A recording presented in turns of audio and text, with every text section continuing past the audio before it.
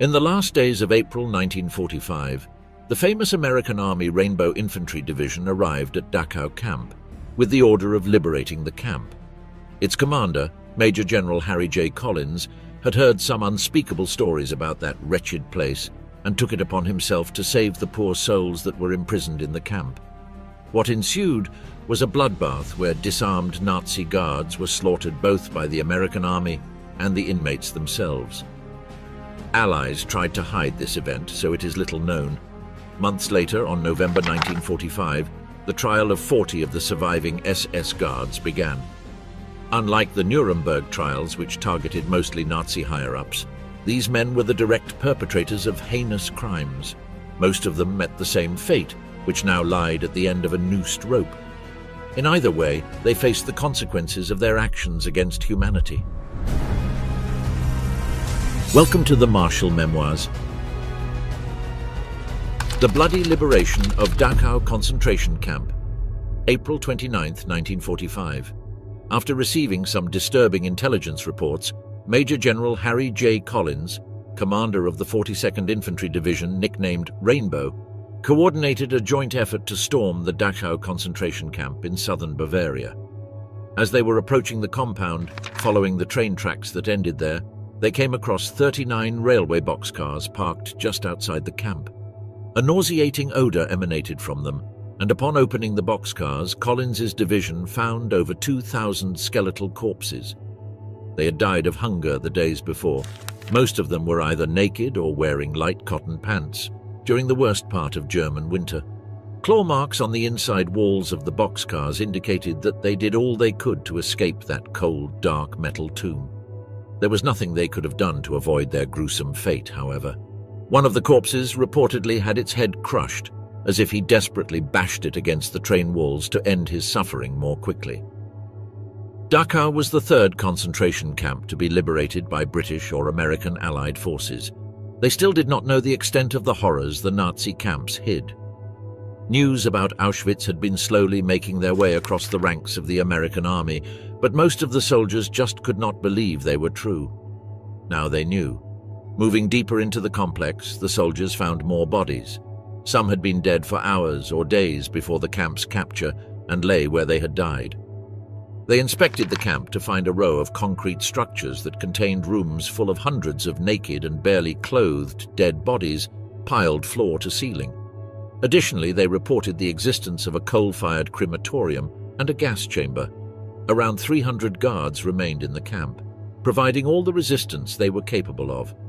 In the soldiers' mind, these were the monsters responsible for crimes they had thought were unimaginable to a human being. Soon the 300 guards surrendered to an angered and deeply disgusted mob of armed men. There was no way it would end well. The guards that saved their lives for the moment had left the camp earlier that week. The commandant and a strong guard forced between 6,000 and 7,000 surviving inmates on a death march from Dachau south to Eurasburg, then eastwards towards the Tegernsee. Any prisoners who could not keep up on the march, which lasted a week, were shot. Many others died of exhaustion, hunger, and exposure to low temperatures despite the end of winter being close.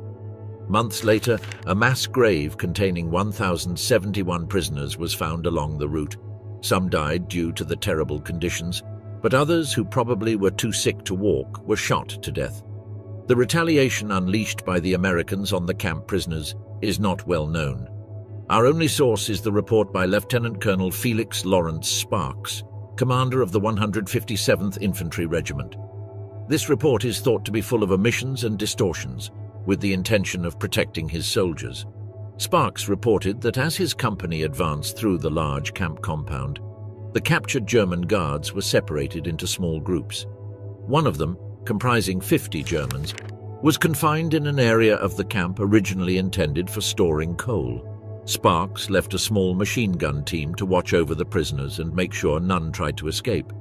He then proceeded with the rest of his men towards the center of the camp, where there were SS who had not yet surrendered. However, only a short while later, he heard one of the machine gun operators yelling that the Germans were trying to escape. This was followed by a round of machine gun fire and screams of pain. Sparks ran back to the site and found a 19-year-old soldier yelling profanities and firing non-stop against the prisoners. He had killed 12 Nazis and wounded several more. The gunner was reportedly crying hysterically, repeating that the prisoners had tried to escape. In his report, Lieutenant Colonel Sparks notes down that this was possibly the cause of the bloodbath, although it is rumored that some of his comrades dared the young officer to shoot the Nazi criminals without mercy. Bloodbath at Dachau, the prisoners' revenge. Despite the state of the poor souls left to die and rot inside the train carriages, Dachau was actually known for keeping its inmates in relatively good health. Of course, this was done on purpose so as to not damage the workforce, but it also proved counterproductive for the Nazis in the camp. The historic winter of 1944–45, which killed tens of thousands in Auschwitz and other camps, tested the endurance of the Dachau concentration camp's captive population. News had been coming all the time about the Allies' recent triumphs, which gave the prisoners hope. Adolf Hitler's Ardennes offensive, also known as the Battle of the Bulge, had been the last major German offensive in the Western Front. Although with some initial successes, the German army was unable to secure its objective of securing the port of Antwerp, which was still used by the Allies to disembark troops to an area dangerously close to the heart of the Nazi power. On the Eastern Front, things did not look well for the Nazis as well. The Red Army launched the Vistula-Oder offensive in mid-January 1945, moving in a diagonal line from Krakow to Breslau, and from there into Czechoslovakia. Prisoners at Dachau knew it was only time until either the Soviets or the Americans would capture southern Bavaria. As the weeks passed, confidence in Allied victory, while fragile, struck roots in Dachau. But as the winter progressed, the conditions at Dachau worsened rapidly. The SS's wanton cruelty incited new terror among Dachau's prisoners. Food supplies dwindled just as thousands of arrivals evacuated from other camps had to be fed. In short order, overcrowding, diseases like the deadly typhus and malnutrition followed the bitter cold of winter. Deaths in the camp soared. Dachau's final 4 months of operation in 1945 were catastrophic. Every month, between 2,600 and 4,000 inmates succumbed to disease or starvation. This is roughly 100 every day. With the camp suffering from a shortage of coal since late 1944, the crematoria could not keep pace with the tempo of dying. In response, the SS authorities at Dachau forced prisoners to bring the dead to a hill located close to the camp and bury them in a pit. The prisoners in the camp knew that they had to do something if they wanted to remain alive. In that context, rumors of the relentless advance of the Allies, who were almost reaching the camp, started to spread. When the Liberation Day finally came, chaos ensued, and some of the SS guards started to run cross-country to evade capture. Others concentrated in a small building with offices where they prepared to repel the Allies' attack. Prisoners, following the camp's liberation, swarmed over the wire trying to grab the Americans and hug them, happy to finally see the end of their suffering. For other inmates, the most important thing this day meant was revenge.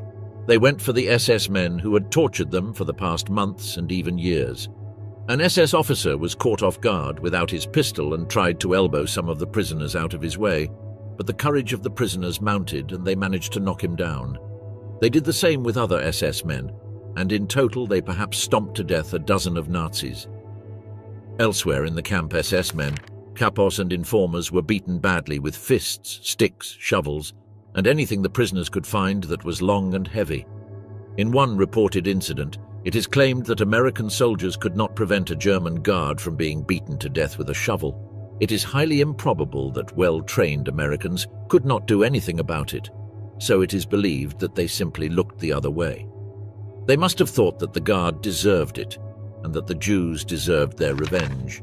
Another report describes how a barefoot naked prisoner stomped on an SS trooper's face until there was only a wet pulp. Finally, an American chaplain reported that 3 young Jews found a man dressed as a peasant hiding in a barn. Immediately, they recognized his face as one of the most sadistic SS guards in the camp and beat him to death with sticks. The history of Dachau, from political prison to killing machine. Going back to the beginning, Dachau was one of the first camps in existence. It dates to February of 1933, just 2 months after Adolf Hitler had been named Chancellor of Germany by Paul von Hindenburg. In the last days of February, the Reichstag fire was used as a scapegoat for Hitler to claim special powers for himself. The Nazi dictatorship was beginning to take shape, and it was in this same month that Dachau started its functions as a place to house political prisoners. At first it was mostly communists, then social democrats, then Jews, homosexuals, gypsies, and other minorities persecuted by the regime began to populate this prison, which soon became a brutal forced labor camp. Critics of Hitler's regime were quickly silenced by force. They were either killed or imprisoned. Estimates claim that more than 32,000 people would have passed through its gates and died in this piece of hell. Despite being a huge camp, Dachau was always overcrowded, as the regime had a passion for imprisoning anyone who dared to oppose it. Common prisons were flooded with so-called antisocials and common criminals, but the people that were sent to the camps were different. Not only did the regime seek to incarcerate them, but they were forced to undergo through an insane martyrdom if they had the bad luck as to being imprisoned in Dachau. The camp was originally intended to hold up of 10,000 prisoners. However, with the dizzying pace of political events and the increasing political and social persecution against any kind of dissent, Dachau quickly exceeded its capacity. It reached 65,000 prisoners on the days leading to its liberation. But 65,000 is not the complete number, as the majority within the walls of this hellish place died of malnutrition and painful contagious diseases. Others were directly tortured and killed by the guards. Others still died from illicit medical experiments. As times went by, Dachau became the model system for all concentration camps. The development of an efficient camp system and the main characteristics of each particular concentration camp were devised by SS Commandant Theodor Eicke, who served as Dachau's second commandant between June 1933 to July 1934. Eicke was a veteran SS militant who was 41 years old at the time and participated of the Night of the Long Knives in 1934, being one of the executioners of Brown Shirt Chief Ernst Röhm. Afterwards, he continued to supervise the camp system as the first concentration camps inspector, and even led a division during World War II, where he was killed in action in 1943. Notably, Dachau's main facility was located only 9 miles from the city of Munich, in the heart of Bavaria. Most of the civilians living nearby did not have a clear understanding of what was going on inside. Its inmates were forced to wear humiliating triangular patches of different colors, some of which are infamous as the famous yellow triangular patches worn by Jews. On some it could be read a P for Polish, on others the F for French, and so on. Nazis were obsessed with serially classifying their detainees. From 1937 onwards, SS officers decided to expand the camp, and it was the prisoners themselves who had to work on this construction and expansion work. The Nazis forced them to do this work around the clock, under appalling conditions, and so they constructed an enormous number of buildings in a little less than a year. On the other hand, Dachau was transformed into a forced labor camp to meet the demands of a war-oriented economy. This encouraged the Nazis to capture more and more prisoners to use as slaves. The purpose of Dachau during the war could be summarized in a German term meaning annihilation through work. The goal was to extract as much physical output from the prisoners as possible before they died. The guards woke the men at 4 a.m., and they could not return to their barracks until 9 p.m. They were assigned construction tasks where they were forced to move huge blocks of stone with nothing but their bare backs for support. By 1945, tens of thousands of forced laborers had been worked or starved to death. Nothing lasts forever. The fall of Dachau. Heinrich Himmler anticipated the arrival of the American troops at the gates of Dachau by 2 weeks. In February of 1945, he sent a telegram to the current commandant of Dachau, Wilhelm Weiter, in which he warned that surrendering the camp to the enemy was unthinkable. The entire camp must be evacuated. No prisoner must fall alive into the hands of the enemy. Himmler instructed Weiter that if necessary, he was authorized to massacre the entire camp population with gas bombs. What had happened in Dachau was to remain inside Dachau. The world could never know. But Weiter disobeyed him. When the end was inevitable, Weiter gathered his administrators in his office and announced that Dachau would be handed over to the Americans through the Red Cross.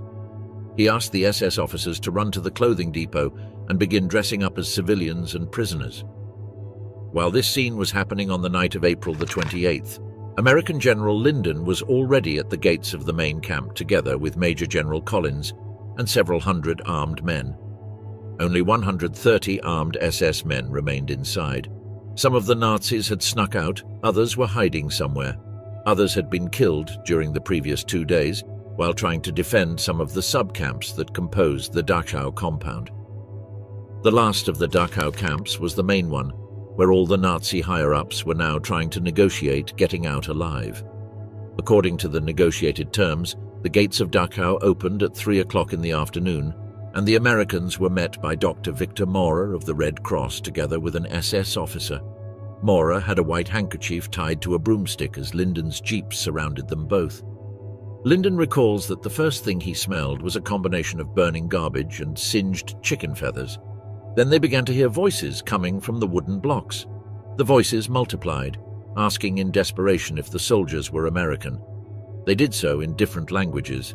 The Linden men were nodding their heads in agreement. The prisoners went mad. They staggered out, some crawling, amputees and limping men running as fast as they could into the arms of the first American soldier who came their way. They felt that at last their hell was over. Now the hell of their executioners had to begin, and the Americans were ready to make the Germans pay for their crimes. There were more than only local political opponents and religious victims in Dachau. In wartime, it housed Allied pilots who were shot down by Nazi forces and later captured. American and British pilots were quite frequent prisoners of war in Dachau, and this was a well-known fact among the soldiers of the Allied side. These pilots were designated by the Germans as Terrorflieger or Terror Airmen. The Germans hated them as much as they hated the Jewish prisoners. The Dachau authorities argued that the Geneva Convention did not apply to criminals. Accordingly, the SS decided that they should regard pilots not as soldiers, but simply as ordinary criminals. On April 29th, when the 45th Infantry Division arrived at the gates of Dachau, they learned that the SS had executed one of their former comrades before some other pilots managed to escape from the camp. An SS officer and his adjutant took the pilot to a bomb crater. They threw him into the hole and shot him 5 times. The prisoner begged for mercy. He was wounded and on his knees and bleeding to death. But the Nazis shot him in the head and cruelly ended his life. The soldiers who heard this story from the prisoners were enraged and acted with fury against the soldiers they encountered in Dachau. Justice against the demons of Dachau.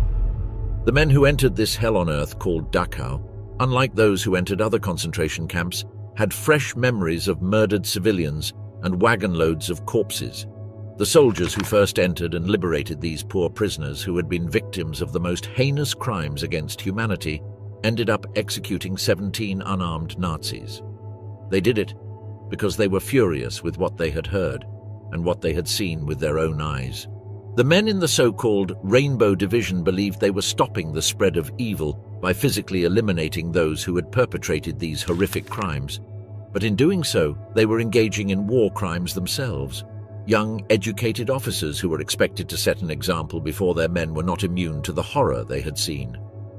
Nor was Lieutenant William P. Walsh of the Rainbow Division able to act rationally when he was confronted with the horror, seeing SS soldiers guarding and punishing people who had been tortured, amputated, tortured, and labor exploited to the brink of death. Walsh shot in cold blood every SS soldier he came across. Unlike Bill Walsh, who despite his crimes received the Distinguished Service Cross for his service in World War II, the Americans intended to judge the Nazi crimes with all the weight of the law. Only a week had passed since the liberation of Dachau, and already a debate was raging over whether or not to try Nazi camp officials. Some of those opposed were young interrogators who followed General Patton's logic, arguing that trials were superfluous, that the Nazis were all guilty, and that all they could expect was death. There were others in favor of trials, and these generals cited the arguments of General Dwight Eisenhower. For them, Victor's justice contradicted the democratic principles for which the Allies had fought so hard. It was against this backdrop that Justice William Denson was appointed chief prosecutor at the Dachau trials. Denson, who would go on to fulfill the same role in regard to the camps of Mauthausen, Flossenburg and Buchenwald, argued that the trials were supposed to do more than punish the Nazi fiends. Denson believed that the Dachau trial would set a precedent. He believed in the creation of a record that could act as a deterrent to future Hitlers. Killing them without due process could create Nazi martyrs, and would give the deniers a chance to claim that they had been victims of trumped-up charges. There had to be a sobering and remorseless trial, but there had to be a trial. Denson decided not to use the Nuremberg charge of crimes against humanity, which only applied if the crime charged could be related to a broad pattern of crimes motivated by political, ethnic, and religious persecution. In contrast, the Dachau defendants had not themselves created this policy of extermination. Thus, they could not be effectively prosecuted by Nuremberg standards, but they could fall under the figure of common design.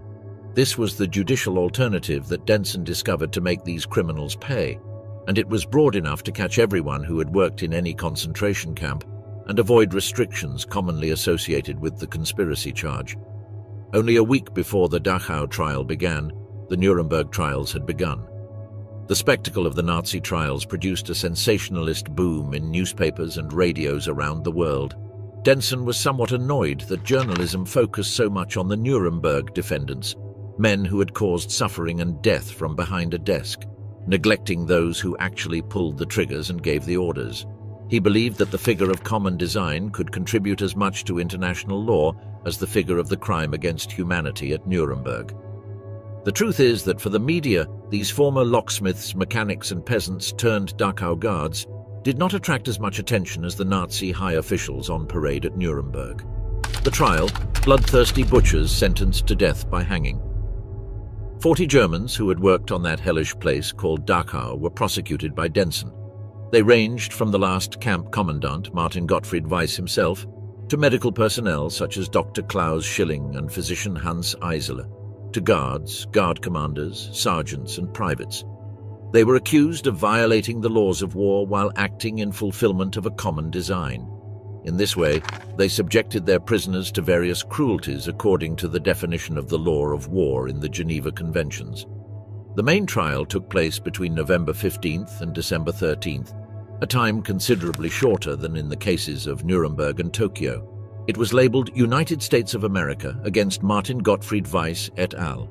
It resulted in guilty verdicts for 40 defendants. 38 of them were sentenced to death by hanging. The other 4 were given various prison terms ranging from 10 years to life in prison. It didn't take long for some criticism of Denson's judicial procedure to arise. These came not from academics and politicians, but mainly from the media. There were dissident voices in both Germany and the United States. The protesters claimed that German soldiers would be forced to sign confessions after being subjected to questionable interrogation techniques. These claims caused an uproar. There was a joint German-American campaign demanding the release of Nazi soldiers responsible for the murders at Dachau and other concentration camps. The campaign featured some prominent personalities from the moment, among them Bishop Aloysius Muench of North Dakota, who had been in frequent contact with the war criminals themselves and was a strong advocate of their release and a justifier of the crimes. The religious man claimed that the Germans had only done their duty for their country, but this was not going to stop Prosecutor Denson's determination at Dachau. Historically speaking, to say that the defendants did not receive an adequate defense or opportunity to defend themselves would be incorrect. There are hundreds of photographs, memoranda and testimony and other items presented as evidence by both the prosecution and the defense. This evidence was introduced, observed, and explained at trial and presented in court, as would be done in a trial against an American soldier under these circumstances. At the end of 1945, the psychologist Gustav Gilbert visited the Landsberg prison near Munich. There, the accused Germans awaited their sentences. This place was filled with symbolism, as it was the prison where Adolf Hitler famously wrote Mein Kampf. Gilbert had also been a prison psychologist before and during the Nuremberg trials, and he spoke fluent German, so he was one of the best prepared persons to evaluate the mental health of the accused. Apart from administering Rorschach and intellectual quotient tests to the SS officials, Gilbert used to walk down the prison corridors and eavesdrop on the prisoners. Later, he would publish the diaries of what he heard in Nuremberg, Landsberg, and other places. He claimed that the most bone-chilling experience he had during these years was that of watching the Nazis at Landsberg. The Germans assumed a very relaxed position, talking and laughing with each other across the corridor, seemingly unbothered by the fact that they were about to lose their lives. In fact, everything made it seem that they even enjoyed this moment. Others played cards, but all seemed to deny the fate that awaited them. The gallows. On May 28, 1946, 28 of the 40 defendants who had been found guilty in the first trial, that of personnel from Camp Dachau, were unceremoniously hanged at Landsberg prison. The month before, 8 cases had been reviewed and their sentences commuted. Denson never turned bitter over the reductions. The executioner's name was kept a secret, and the hangings were only witnessed by those who participated of the trials. Every man was taken to the gallows and asked to say their last words, many of which were simply "Heil Hitler." Then a black hood was placed on their heads, and when the order was given, the executioner pulled the lever. All of the hanged Nazis were buried in unmarked graves in the vicinity of the prison, although the exact location was never disclosed. Douglas Bates, the devil's lawyer. Very few of the Nazi criminals who stood trial at Dachau and elsewhere actually owned to their crimes. The most common strategy of the accused was just denying the charges against them. They either were untrue or it was not them. Others attempted to deflect blame from the man who carried out the crimes to their superiors by claiming that they were simply acting on orders given to them by their commanding officer. The American government soon realized that if this defense was allowed at a court of justice, it would unjustly exculpate almost all the defendants except Adolf Hitler himself, who was already dead. The government was quick to pass a provision within the Charter of the International Military Tribunal at Nuremberg, forbidding this type of defense. It was also applied at Dachau. Lieutenant Colonel Douglas T. Bates, who had fought in the war, was assigned by the government to have one of the most uncomfortable tasks in American military history. He had to exercise the defense of these 40 Germans. And not only that, it had to be a good defense. While the counsels for the defense had no doubt of the guilt of each of the 40 prisoners, they saw it as their duty to create the best defense possible. And while they knew this would produce friction in Dachau among the lawyers and their teams, from the start they tried to represent the defendants actively. This was simply the way it had to be as the world was watching. After the charges were read to the defendants, the tribunal president asked, "How do you plead?" The defense immediately requested to have the charges dropped due to their vagueness. The prosecution settled on the generic common design charge rather than crimes against humanity, which was the basis for the Nuremberg trials. Under the common design concept, organizations as well as individuals could be charged with war crimes. Membership in an organization was enough to convict an individual of a war crime, whether or not there was a witness to testify that the accused was seen committing any criminal acts. When the judge refused to drop the charges, Bates and his defense team encouraged their defenders to deny the evidence or to accuse their superiors. Finally, they prepared strong closing arguments. During the 4-week trial, they argued that the camp was set up and run under strict orders from Himmler and the Reich Security Headquarters in Berlin. Rations, clothing, medical supplies conformed to the standards set by their superiors. Bates and the defense argued that Dachau was a good camp in comparison to others. They provided evidence that some of the defendants were no longer in Dachau when their crimes were allegedly committed. Above all, the strongest argument was that they did what they were taught in the military code, to follow orders from their superiors. But Bates knew deep down he would not get his defendants acquitted. His strategy was to try to convince the court that orders weighed heavily in the actions inside Dachau, and that the prosecution's evidence was mostly hearsay and did not justify the death sentences. 2 weeks into the trial, witnesses had identified the defendants as the men who ran the camp, provided testimony of their atrocities, and linked each of them to specific crimes. Many of the witnesses, however, relied on hearsay or conversations they had had with inmates. If the Nazis who ran Dachau were to be hanged, more tangible evidence was needed. They needed their signed confessions, which they had obtained in the first days after their capture. The defendants' lawyers knew that discrediting these confessions might be their only chance. They wanted to prove that the confessions had been coerced. Denson's was forced to acknowledge that his second-in-command and chief interrogator, Paul Guth, was a young, inexperienced man aware who conducted rough interviews. They knew that fear could sometimes uncover non-existent truths. But Denson proved that Guth was not violent. He did not like coercion. Still, the prosecution decided that the most important thing would be to show tangible evidence and records, and not rely on confessions that could be discredited or hearsay. Martin Gottfried Weiss, slaughterer of Jewish slave laborers. On December 10, 1945, the defense led by Bates called to the stand the most high-profile of their detainees, Dachau camp commandant Martin Gottfried Weiss. Weiss was a veteran of the SS camp system, having previously been commandant at the Neuengamme and Majdanek camps. So impressed was Himmler in his performance that he was promoted to camp inspector, the position that had first been held by Theodor Eicke, known as the father of the concentration camp system. Weiss and his family were proud of him and all he had achieved in so few years. So it was that Weiss became commandant of Dachau between 1942 and September 1943, replacing his SS colleague Alexander Piotrkowski. Before the Nazis lost the war, Weiss received his last promotion, Chief of Amtsgruppe D, the highest bureaucratic rank in the SS. It is noteworthy that the last commandant of Dachau, Wilhelm Weiter, knowing the fate that awaited him, decided to end his own life in Itter Castle in Austria on May 6, 1945. In order to avoid a strong sentence, Bates had an ace up his sleeve to say that conditions under Weiss were different than under Weiter, who could no longer defend himself because he was dead. But Denson soon dismantled this argument. Conditions in Germany had changed by the time Weiss arrived at Dachau. Labor was needed to meet the demands of a wartime economy, so inmates did not have to be killed, but they could be squeezed to death. Weiss knew that he did not have to waste this resource that was free to the Reich. But again, the sadism of the Nazis was stronger. Many witnesses testified that the prisoners worked the longest during Weiss's tenure, who imposed a minimum of 11 hours a day. Prisoners also received less food than with other commandants. For Denson, these deaths were part of the common design.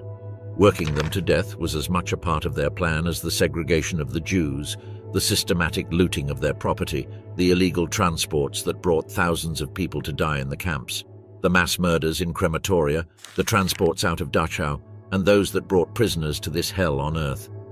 Even the cannibalism that took place in some of these transports was all part of the same common design that sought the physical elimination of the so-called inferior races. Denson also noted that Weiss was involved in one of the worst massacres in Nazi history, in which 43,000 Jews were murdered during their harvest festival. The massacres in the Polish camps of Majdanek, Poniatowa, and Trauniki took place between the 3rd and 4th of November 1943. A day later, Weiss was sworn in as commandant to celebrate this achievement. As soon as he took command, Weiss assigned more than 600 Jewish women prisoners to clean up the remnants of the massacre. The women had to collect and classify the clothes of the corpses, move the bodies, remove their shoes and other valuables that would end up in the Nazi coffers, while the men were in charge of digging and burying the corpses of those who until recently had shared their cells. Some of them even had to dig the graves of their own relatives. The men who dug the graves would be killed shortly thereafter. They were pushed into the pits with the bodies they had just buried and shot. The women were sent to Auschwitz, where they were all gassed. After completing his task at Majdanek, Weiss was rewarded with yet another promotion, head of an office of the Economic Committee. There he developed a Jewish labor program to build fighter planes for the German Air Force, all with slave labor. That was the last position he held until he was captured by American soldiers. The abominable Dr. Schilling, deadly experiments in Dachau. Klaus Karl Schilling was a German physician specialized in tropical medicine. He was appointed to Dachau concentration camp in 1942 by the SS leader Heinrich Himmler to develop secret scientific research. It is said that Schilling, before falling into the temptation of the Nazis, was a respected scientist around the world who sought to do good. His obsession was to find cures for diseases that until then had not been available, such as malaria. That is why he accepted Himmler's offer to work in Dachau. For him, this camp meant having access to more facilities and resources than he could get from any other hospital in Germany in wartime, and it also meant more access to human beings to experiment on. It is at this point that his obsession with doing good turned him into an evil and ruthless scientist. Schilling could not avoid anything that was going on around him, but the fact that he kept attending there made him not only an accomplice, but a perpetrator of horrible crimes. He was obsessed and did not want to lose his human guinea pigs. Schilling wanted to go down in the history of mankind as the man who had saved the world from malaria, and this was also a form of propaganda for the Nazi regime, which was obsessed with demonstrating to the world the superiority of its scientists. The inmates at Dachau were subjected to cruel experiments devised by the cruel scientist. Victims were submerged in cold water to reduce their body temperature, and the time of their death was recorded, to test how long a human being could survive in freezing water. Other experiments included subjecting people to high altitude in pressure chambers. Another very common experiment was to use poisoned bullets to see what reaction this new type of weapon could have on the human body. They also did experiments with contagious diseases and others that were inspired in the work of the physicians at Auschwitz, for example with sterilization via X-rays. Thousands of people were sent to Dr. Schilling's cabin to be subjected to these cruel medical experiments against their will. A large proportion of them died in them, without Schilling even flinching or batting an eyelash. His coldness was comparable only to that of the notorious Josef Mengele, the Angel of Death. Schilling's scientific team went from being involved in the search for a cure for malaria to far more cruel and less dignified pursuits, such as discovering a way to kill as quickly and expeditiously as possible. Killing easily and efficiently was Hitler's obsession, and he believed that science could be his best ally. Dr. Schilling, like 37 other defendants, was sentenced to death by hanging for all these inhumane crimes. Prosecutor Denson regarded him as a vital cog in the common design of Dachau. Gilbert, the psychologist, also visited him before his death. In that talk, Schilling came clean. He told him that he believed he had achieved nothing with his malaria experiments because he had been unable to obtain accurate reports on the causes of death of his human guinea pigs. He thought the experiments performed at Auschwitz, where men who were frozen to death were placed in a bed with a naked gypsy woman so that she could revive the man, were not scientific. His, however, were more serious. In May 1946, Schilling was hanged in Landsberg prison, and like the rest he was buried in an unmarked grave. His name did not enter the history of the great scientists who contributed to mankind, but the eternal ignominy of a sadistic and cruel Nazi scientist. Hans Eisel, from angel to butcher. Besides Klaus Schilling, there was another outstanding non-military personality who was tried in Dachau, Hans Eisel. Eisel was a very reputable and decent doctor before the war. During Operation Barbarossa, he was transferred to the Russian front. There he was wounded and transferred back in order to work in the concentration camps. Eisel's first appointment was to Sachsenhausen. The inmates knew Eisel as the Angel. This was because every time a prisoner came to his service because of illness or exhaustion, Eisel prescribed rest and rehabilitation and signed a certificate that released them from further work. This benign attitude had earned Eisel the respect of many inmates who believed him to be one of the few good Germans. Eisel had a humanitarian attitude. He made no distinction between Jews or Czechs and treated everyone equally. But everything would soon change. The Nazis began to view Eisel with suspicion and decided it was best to get him out of there. The course of the war and his transfer to Buchenwald and Dachau turned him from an angel into a demon. He enforced a policy of handcuffing his prisoners and once kept a prisoner transport without food and water for 2 days. In Buchenwald, they began to call him the Butcher. Like a mad doctor out of a horror movie, Eisel once had to treat the infected finger of a Jewish prisoner, but instead of curing it, he cut it off with a pair of scissors. The days went by in Buchenwald, and Eisel became more and more sadistic and cruel.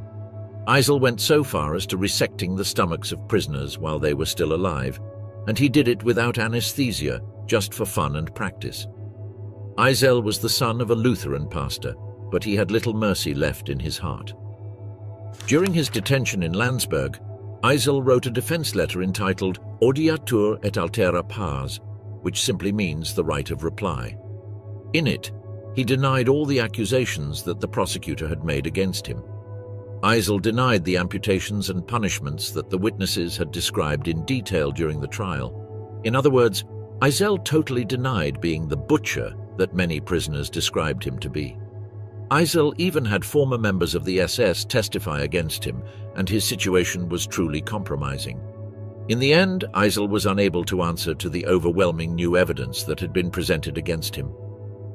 While waiting to be sentenced, Eisel wrote a new memorandum in which he discussed the conditions in the Buchenwald concentration camp from his perspective. There he even blamed the communists themselves for being SS collaborators.